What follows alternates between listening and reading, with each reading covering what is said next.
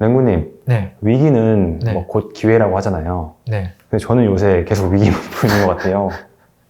네. 랭구님은 좀 어떻게 생각하세요? 우리 최근에 이제 가격 조정이 좀 많이 됐잖아요. 네. 조금 뭐 적게 빠진 곳들은 10%, 조금, 빠졌네 하는데 한 20%도 빠졌어요. 그리고 와, 여기 너무 심한데 하는데 30% 빠졌거든요. 네. 그게 최근 1년 동안 일이에요. 금리가 워낙 빨리 올라가니까. 만약에 1년을 더 이어간다고 한번 생각해보자. 지금부터 내년까지 금리를 막 더 올려요. 네. 기준금리를 막 5%까지만 올려요.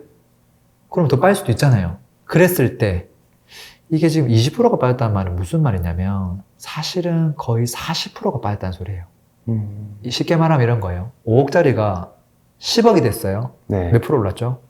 100%. 그렇죠. 그럼 10억짜리가 다시 5억이 되면 보통 이거를 50%를 내렸다고 해요. 네. 100% 내렸다고 안 하고. 매매 가격은 10억이었으니까 네. 5억만 내리면 50%가 하락한 거예요. 제자리잖아요. 네. 그래서 사실은 50%가 거의 100%다. 그 생각을 가져야 돼요. 역으로 25%가 내리면 50% 가까이 하락한 거다. 이 말이거든요. 네. 그럼 지금 한 20% 정도 빠졌는데 지금부터 앞으로 1년 동안 20%가 더 빠지면 어떻게 될까? 그럼 거의 40% 빠지는 거죠. 네. 그러면 얼추 50% 다가가죠. 네. 그러면 2015년이 되는 거예요. 그렇죠. 가격이. 자, 그렇게 되고 나서 그로부터 1년 뒤에 더 빠질 수 있을까요, 가격이? 더 가격이 힘들잖아요. 네. 그러면 이제 시나리오를 그려보는 거죠. 좋아. 최악의 시나리오를 그려보는 거예요. 지금 20% 빠졌어요. 2022년 10월이죠. 네. 근데 1년 동안 내년 말까지 더 빠졌다. 와, 2015년이 됐네? 그럼 그 다음 넥스트가 이게 없잖아요. 고리 깊으면 산이 높다고. 많이 빠질수록 다시 반등할 가능성이 높아지죠. 그러면 그 다음 년부터 이게 만약에 올라간다면 그러면 준비를 언제 해야 되는 거예요? 사실은 지금부터 앞으로 1년 동안 그 하락하는 시기에 준비를 해놔야만 하는 거거든요. 어떻게 보면 지금 이 1년이 앞으로 10년을 좌우하는 1년이 될 수도 있다는 거예요. 10년마다 돌아오는 이 황금기가 앞으로의 1년이라는 거거든요. 네. 그래서 이거를 그냥 멍하게 있을 게 아니라 정말 치열하게 미친 듯이 움직여야 되지 않나라고 저는 생각하고 있어요. 랭구님, 근데 이게 네. 무조건 온다는 건 아니고 그렇게 최악의 시나리오를 한번 그려본 거죠. 올 수도 있다. 이게 만약에 안 오고 그냥 지지부진하게 가면 네. 이러면 더 어려워져요. 차라리 화끈하게 빠지면 이렇게 올라갈 여지가 크잖아요. 네. 그러니까 더 많은 기회가 있을 건데 애매하게 오르는 것도 아니고 안 오르는 것도 아니고 뭐 1년 가면 이게 그 다음 어떻게 될까가 진짜 이거 미지수죠. 근데 어쨌든 그렇게 가정을 한번 해보는 거예요. 저는 이미 화끈하게 빠졌다고 생각했는데 근데 사람 일을 모르니까 그거를 생각하고 내가 준비해야 되겠다라고 덤벼들어야죠. 그러면 어디에서 좀 큰 기회가 올 거라고 생각하세요? 제가 하는 방법은 뭐냐면 어디서 올지를 잘 모르잖아요. 네. 그래서 내가 아는 것만 봐가지고는 그걸 캐치하기가 좀 어려워요. 내가 잘 모르는 종목, 분야, 얘를 건드려줘야 돼요. 왜냐하면 내가 생각하는 종목이 어려워서 다른 거를 돌파해내는 사람들이 있거든요. 근데 기웃기웃 거렸는데 이 사람도 어려워, 상황이. 네. 그럼 이 사람 가만히 있을까? 또 다른 거 돌파하려고 계속 뭐 하거든요. 그걸 보려면 결국은 내가 잘 모르는 분야, 그쪽 세계를 들여다봐야 그 넥스트의 넥스트가 또 보이는 거거든요. 네. 그래서 저는 만약에 이게 하락장이 끝나고 다시 올라간다는 말은 금리가 안정화된다는 소리겠죠. 금리가 안정화되고 조금 내려가기 시작하면 저는 주택보다 오히려 수익형 부동산도 괜찮지 않을까 그런 생각도 해요. 왜냐하면 주택은 규제를 계속하고 있는데 네. 수익형은 아직 안 하니까 규제는 없으니까 대외 여건만 좋아지면 얘도 다시 올라갈 수 있다. 얘도 지금 금매물 계속 쏟아지고 있으니까 그래서 그것들을 좀 살펴보는 게 필요하고요. 그 다음에 이제 아파트 쪽으로 돌려보면 하락을 심하게 한 곳들 그런 것들의 기회가 있기 때문에 그곳을 1년 동안 좀 관심 있게 돌아보는 게 필요하죠. 수요는 아파트가 제일 많잖아요. 네. 그리고 누가 봐도 하락을 많이 한 경우는 다 관심을 가지고 있거든요. 관심만 가지고 있지 집중적으로 분석해 두질 않아요. 네. 그래서 미리 가보고 내가 다음번에 상황이 좋아지면 어떤 녀석들을 최우선적으로 사야 되겠다. 그것들을 픽해놓고 걔네들만 모니터링을 계속 하면 되는 거거든요. 근데 그 작업을 뒤늦게 하겠다 하면은 진행하기가 어려울 거예요. 그리고 이제 하락을 많이 한 곳들만 봐서는 안 된다고 봐요. 전통적으로 입지가 좋은 녀석들. 네. 그 친구들이 하락을 적게 했다고 하더라도 이 친구가 약간 눌림당한 거는 원래는 더 뛰어갔었어야 되는데 많이 눌림당한 것일 수도 있어요. 그렇기 때문에 어차피 궁극적으로 작은 거, 뭐 지방에 있는 것들, 이런 것들을 팔고 점점점 안쪽 위주로 올 거 아니에요. 네. 그걸 또 나중에 올려고 하면 또 쉽지가 않아요. 그래서 불황기 때 보다가 그냥 이런 것들을 사는 것도 방법이죠. 그래서 서울에서 입지 좋은 것들, 뭐 경기도에서 준 서울에 가까운 것들, 그런 것들도 좀 같이 보면 좋지 않을까.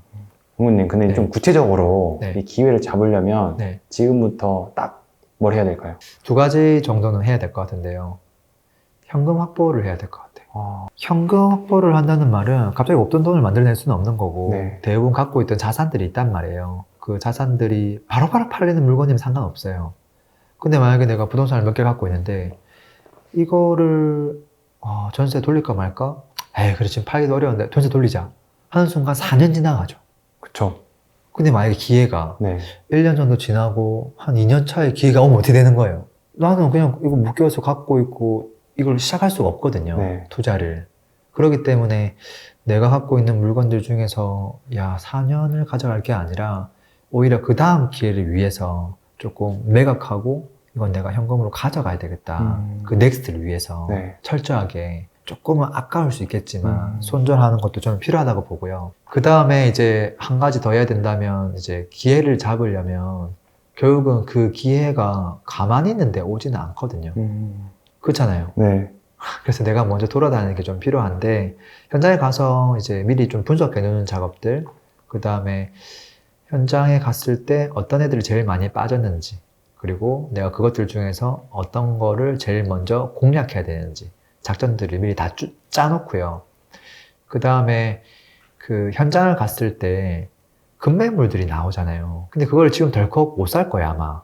네, 그렇지만 이거를 이제 현장에 간 사람들은 시세에서 보이지 않는 급매물이 진짜 급매물이 현장 갔을 때 브리핑이 나오거든요. 그러면 그걸 경험한 사람과 경험 안 한 사람이 있을 거예요. 네. 경험한 사람 입장에서는 이게 지금 매물은 이렇게 나와 있는데 사실 뒷단에서 급매물이 여기까지 나오는구나. 그거를 알고 있단 말이에요. 네. 그리고 또 한 번씩 연락을 또 주고받을 거 아니에요. 그랬을 때 지금 급매물이 싹 다 사라졌네. 이제는 진짜 그 사이트에 보이는 시세가 제일 저렴한 거네. 그것들을 알 수 있게 되잖아요. 네. 그럼 이거보다 더 저렴한 게 이제 안 나오겠네. 그러면 눈에 보이지 않는 그 빙산의 그 물속 아래에 있는 것들이 턴 어라운드 되는 것들이 느껴지는 거거든요. 그래서 그 현장 가보는 게 필요하고요. 네. 저도 이제 어제 저녁에 공장 임장을 쭉 돌았는데 하필이면 내가 그 전화를 건 부동산에서 이틀 전에 나온 급매물이 있더라고요. 뭐 소장님 말로는 5억 정도가 저렴하다. 이거는 뭐 6개월 있다가 바로 팔아도 일단은 한 4억은 무조건 먹는다. 나쁘지 않네요. 뭐 아파트가 아니니까 단기 매도가 가능하거든요. 네. 근데 이제 곰곰이 생각해 보는 거죠. 내가 이번 주에 임장 가야지라고 생각을 안 했다면, 그리고 그 부동산 전화를 안 했다면, 그리고 약속을 하고 거기 현장을 찾아가지 않았다면, 네. 그 브리핑 안 나왔을 거예요. 제가 너무 관심이 있어서 한번 방문하겠습니다 해서 가니까 급매물이 있다면서 알려준 거거든요.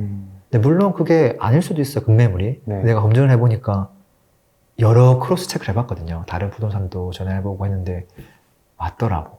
그래서 현장에 다니는 사람한테 급매물 무조건 나온다. 그리고 이제 그것들이 얼마나 빨리 소화되는지를 제가 보겠죠. 네. 내가 살 수도 있겠지만 혹여나 못 사게 되면 분명히 급매니까 그 정도 급매는 일주일 만에 사라져야 되거든요. 네. 일주일 일주일 뒤에 소장님이 나한테 얘기해 주겠죠. 아이고 거래됐습니다. 그러면 이 정도 가격은 매수자가 있을 수 있겠구나. 그것도 알게 되죠. 그럼 내가 급매는 어느 수준으로 사야지만 얼마 정도에 팔 수 있겠다. 이것도 알 수 있게 되죠. 네. 그게 다 현장 갔기 때문에 가능한 일이거든요. 그래서 지금 앞으로 한 1년 동안 현장을 좀 더 많이 좀 가야 되지 않을까 싶어요. 데이터에는 안 보이는 정보들이네요. 안 보이죠? 전혀 안 보이죠. 그럼 결론은 현금을 확보하고 네. 현장에서만 알 수 있는 정보를 네. 계속 모니터링 해야겠네요. 네. 부모님, 근데 또 추가적으로 네. 사람들이 매물 정리하는 걸 되게 어려워할 것 같아요. 네. 이런 거는 좀 어떤 기준으로 레몬님 매물을 정리하세요? 일단은 최근에 이제 거래되었던, 좀 저렴하게 거래되었던 가격이 네. 있을 거고요. 1번. 그 다음에 최근에 이제 사이트에 나오고 있는 저렴한 매물들 시세 있겠죠. 네. 그 다음에 찐 급매물. 소장님이 얘기해주는 그 세 가지를 정리해두면 뭐 심플하지 않을까 싶어요. 현장을 만약에 다 갈 수 없다면 네. 전화 임장이라도 많이 하면 그래도 돼요. 그리고 제가 또 최근에 하는 방법 중에 하나는 뭐냐면 소장님은 그냥 책상에 앉아서 전화하는 사람 그렇게 좋아하진 않아요. 당연하겠죠. 네. 근데 이제 저 같은 경우는 요즘에 어떻게 하냐면 알려줄게요. 네. 요즘은 현장에 나가잖아요. 그 현장에 나간 상태에서 이미 다른 부동산에서 이야기 다 듣고 왔어요. 근데 그 현장을 돌면서 다른 부동산에 또 전화를 돌려보는 거예요. 그때 뭐라고 얘기하냐면 제가 지금 땡땡땡 현장에 와 있습니다. 요거 지금 둘러보고 있는데 이거 진짜 좀 저렴한 금매물 없나요? 그거 좀 있으면 저한테 좀 문자로 좀 보내줄 수 있나요? 라고 하면 네. 소환이 입장에서는 이 사람이 시간을 내가지고 현장에 지금 와 있어. 네. 제가 온 김에 좀 뭐 이렇게 좀 둘러보고 바로 살펴보려고 한다. 라고 하면 그냥 바로 물건 쏴줘요. 그러면 딱 보고 와 이건 괜찮네. 물건 또 돌아보고 그리고 또 딴 곳에 전화해서 옆에 있는 다른 아파트에 있는 것도 금매물 없나요? 하고 또 이렇게 해두면 내가 지금 현장 와 있다는 거지. 네. 지금 부동산 갈 시간은 없는데 좀 전반적으로 좀 둘러보고 그렇게 하려고 합니다. 라고 하면 보내주시거든요. 그것도 내가 현장에 가 있기 때문에 그 리얼함이 있기 때문에 그게 정보가 오는 거거든요. 완전 꿀팁이네요. 네, 그렇게 해서 조금 정리해 나가면 어떨까 싶습니다. 맹구님, 근데 이렇게 준비를 네. 엄청 열심히 했어요. 네. 근데 그 기회가 좀 안 오면 어떡해요? 안 오면 올 때까지 해야죠. 올 때까지, 그분이 올 때까지 계속 준비해야죠. 네. 근데 그분은 분명 올 거예요. 네, 알겠습니다. 네, 오늘도 들어주셔서 감사합니다. 행복한 하루 되세요. 피스!